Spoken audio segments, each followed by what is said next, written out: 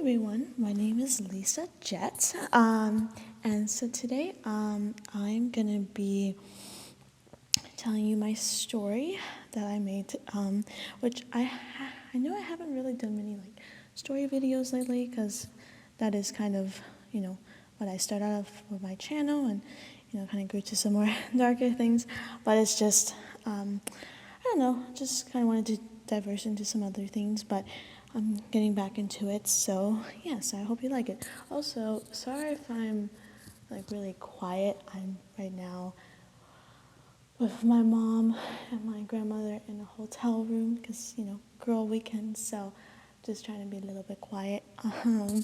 But yeah, so anyway, but this story is called the demon that never sleeps.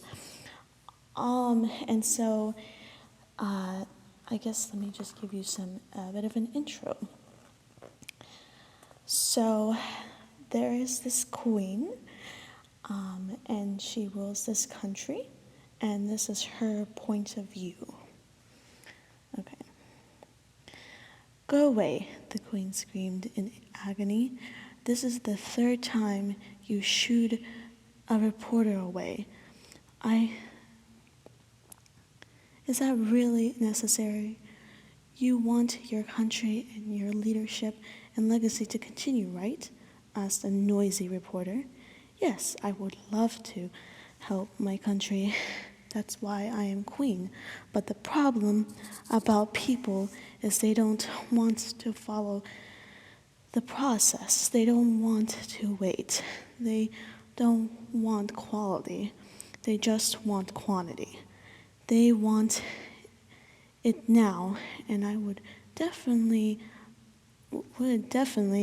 but I don't have superpowers, and I don't have a million hands, that's for sure. Listen, who is the queen? Asked the queen patiently. You? Asked the reporter queasily. So why are you telling me about my legacy? What's right for me? I think I have a reason for shooing you people away, and that's definitely not because you ask so many ridiculous and very concerning questions, and I don't want to repeat the inappropriate question your little friends asked me. Do you know who I am? Are you even concerned that I could possibly behead you? Because you are really at the verge of being beheaded, spat the queen with an evil glare. Wait now, you realize you're talking treason here, right? Asked the reporter. Okay, I think you really should go before she murders another reporter, said the guard cautiously. But, started the reporter, you are the king of quarters. You're not the king of quarters, or even the descendant of my late father, elite club. You are just a reporter. That's all you are, ever will be. So don't you tell me what I can't do. I am the queen. I can vote you out. So go before the time ticks and your life is non-existent. You are a nobody, and I can make that happen, said the queen with her rage boiling ever so slightly. So then the reporter just left sulking in his steps. Well, that was harsh, stated the prince. You realize this is why everyone is terrified of you, Luna. You just threatened the guy. You called him a nobody. If Dad was alive, he would not like the woman you became, and he did vouch for you to become queen. There was thick silence in the room, like a clock ticking when the next hour will become or arrive. Luna looked at the prince with such hatred and pain and said, Then you be king. If I am not fit to be queen, brother, if Dad thinks I am not worthy to succeed him, then what's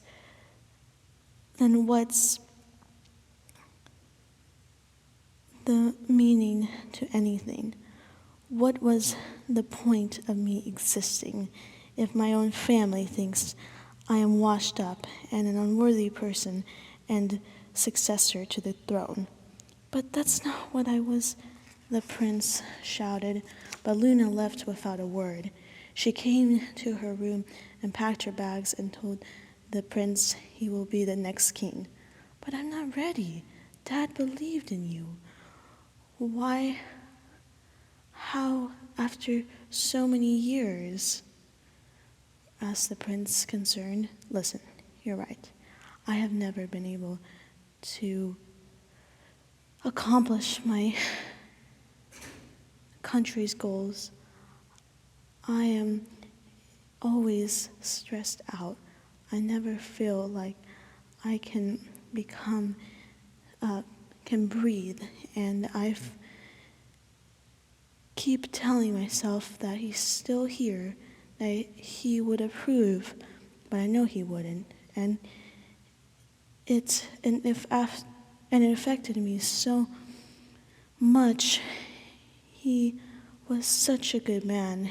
He believed in me, and I don't even know if he should have.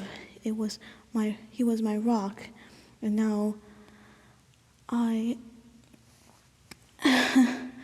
and now look at me ordering murder. You're so much better as a person. You are who I strive to be. And as a person and leader, trust me, you will do well because you're like Dad. So please, be king, she said, sobbing. Okay, I guess if it's for Dad and for you, I'll do it. But what will you do? Asked the prince, concerned. I don't know. I don't have a purpose anymore, and I feel like I have lost any hope in myself. I feel like I failed, like I am not worth of this life, so I'm just going to leave this kingdom and my people behind and see if I can ever find the true purpose of why I'm here,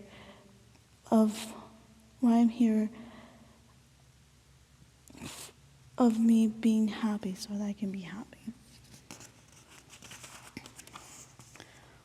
Wow, what did I just read? What is this elite club? Who is the king of quarters? What did I just witness? Well, that, my friends, is how I was when I was queen. Wait, you're queen? Yep. You may also ask, yeah, I am. I was queen of this country called the Quarters of Dynasty, which may be even more confusing, but basically I am or was from a royal family. Now I'm not, and I will further explain. These 3/4 pages were showing where I was mentally. Why is that important? Well, before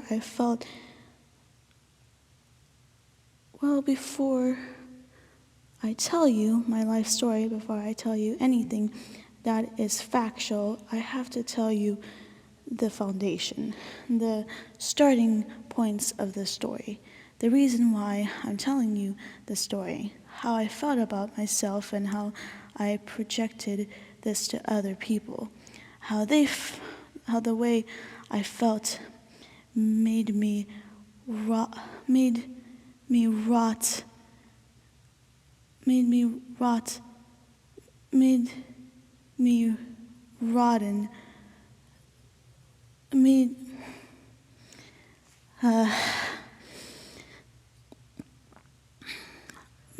me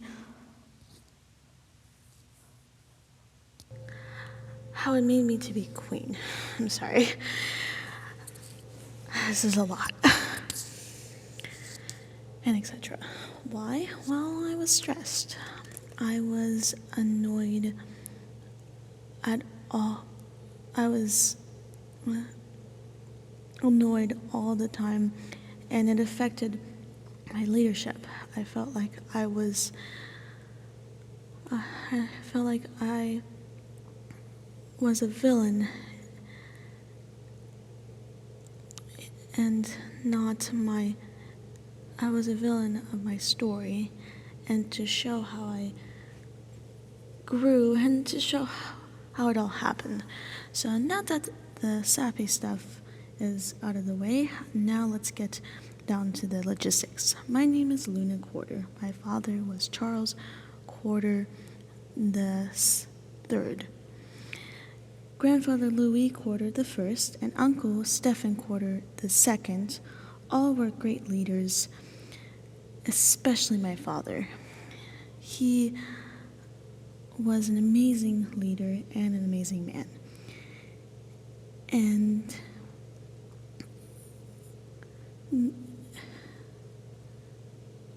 man, his brother and his father. He is why I wanted to be queen. He was my inspiration. He made the Lee Club, which is all of these leaders in one room, helping and growing and helping the world. That was his mission. He wanted humans to help each other, to grow our societies, and be together, to make peace. And if peace isn't brought, then we figure out why, and war isn't even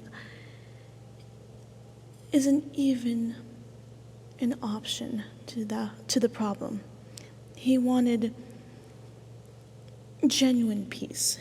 He wanted prosperity. Even when he became leader, he didn't listen to opposing voices and only listened to the people he knew were right for him, and only kicked people out that was destructive and unproductive. So in a lot of ways, a very wise man, and a man that always wanted to be close to the Lord / God's word, which is why I wanted to show that I can believe my Father, to lead my country with wisdom and grace, so that no one needs to suffer bloodshed and violence. To have a word that is unbiased, a world that is unbiased and fair, to give every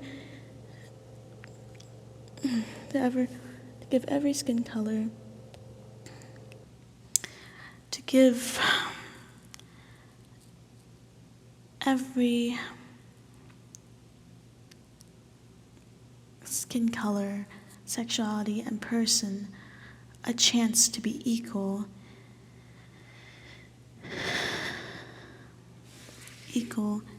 and feel loved and not judged, but I wasn't that queen. I never became that leader that I envisioned in my brain. My brother did, and he was amazing, but I wasn't. I was the opposite. Why? Well, my father died when I was 10 years old. It's never, I never saw, he never saw me become a leader. The only way he knew I was to be a leader was he told everyone that if he passes, I will be the next on the line, which happened, but not the way I expected, the way I envisioned. I was 10. I wasn't an adult who had all the wisdom in the world. I was a child, not even at the point of of making big decisions like that, especially without my father there for me to help me. He didn't even die out of old age. Someone murdered him, and I saw it all. I saw how the man shot my father, the rage in his face, the sadness on my father's face to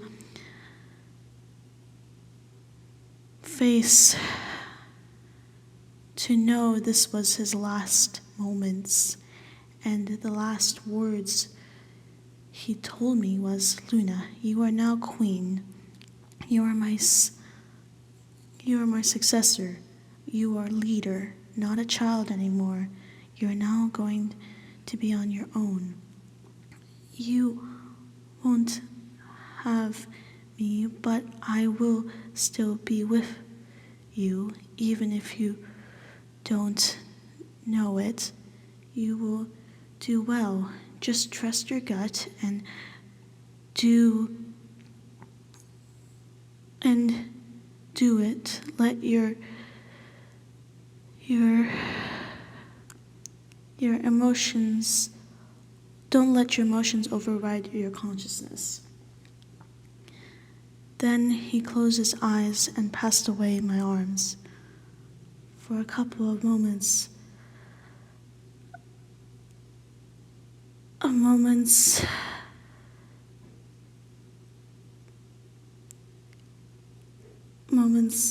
he was in my arms. I can't remember, but I guess I started crying. Felt like my whole childhood was destroyed. I felt like I can't even be 10 anymore. I felt like I had to be older than I really am. I felt so much pressure and expectations from my father and from the kingdom that I didn't want to let anyone down, myself down, and because of that, I get crashed. I became revengeful. I wanted to destroy every living being in my path.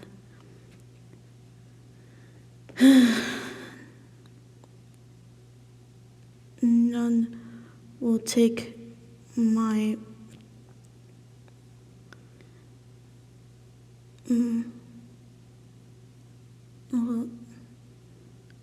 will be in my way.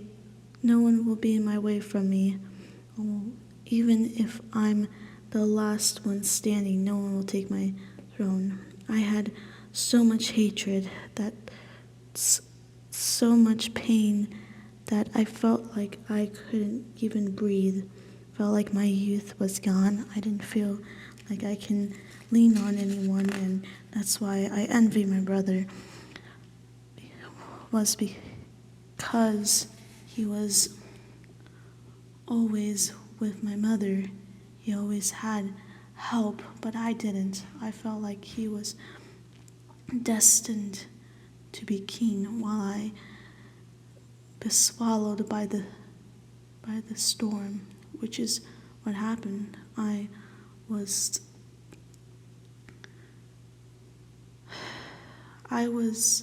so led by grief and pain that I became one of the worst leaders in the kingdom of quarters of dynasties, and I knew it.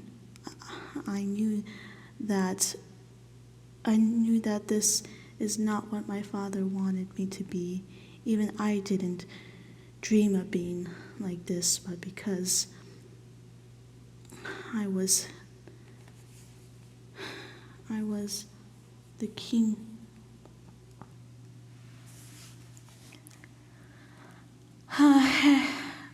The kingdom, and I was thinking with my emotions and not with my head. I turned opposing opposing people into opposing countries into a prosperous country, into a nation of war, and because of that, I wanted to behead everyone, be able to feel alive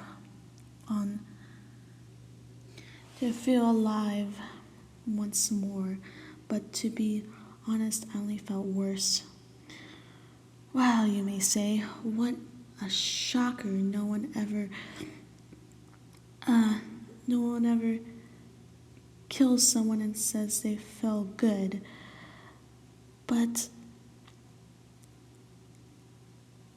but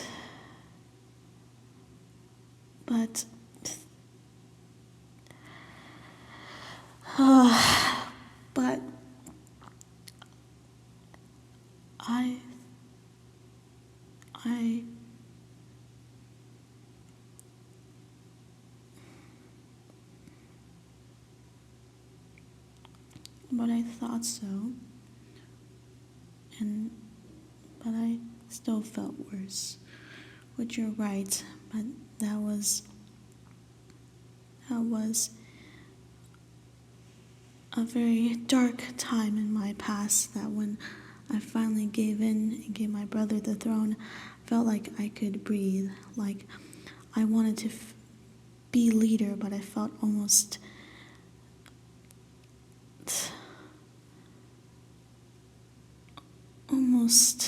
like I couldn't do it anymore. Still in pain, but at least I can take the time to learn about myself.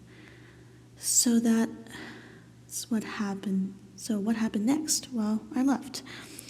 I ran into the woods and just finally had a mental breakdown. Finally felt like the whole weight was off my shoulders.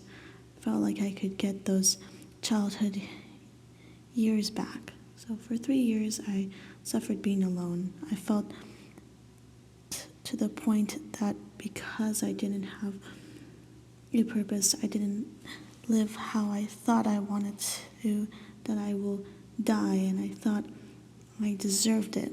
But then one day, I saw a family of rabbits, and they were just frolicking around and were so happy that I couldn't bear to hunt them. I had to eat something, but I felt my gut tell me to just watch, and that's what I did. They didn't have a purpose. They didn't rule over each other. They were just with each other.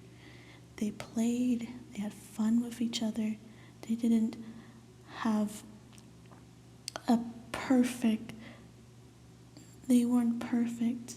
They didn't have to prove anything. They were just happy being together, thriving with each other. They could just be. They could just exist and be fine with it. And then when I want to sleep, I did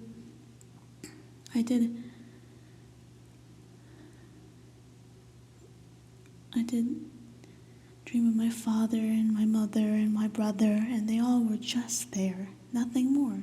They helped and existed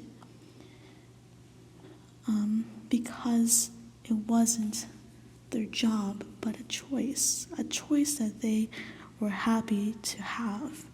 They never complained, they just wanted to help.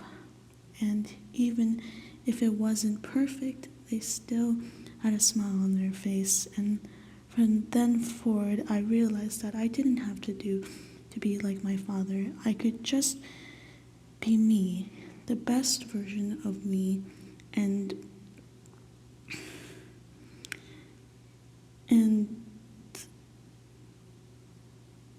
him, or the man, just he was. And I think that's why he was the man who he was, and don't feel like I have to strive to him, because he also wasn't perfect, and that's okay. And finally I realized that I have to lead, but not like what I thought, but what I could be. So I decided that now that I discovered myself and I finally am at peace with the past and myself, I realized I needed to be with people and I need to lead. So I came back to the kingdom and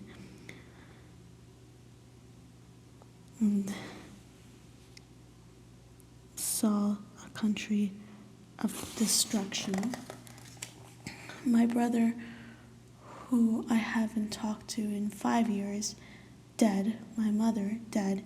And everyone I knew were no more. I couldn't let any more people die and get me back to my depression. I can not lose my will to live. If grief is so inevitable, I need to be strong for the first time in my life.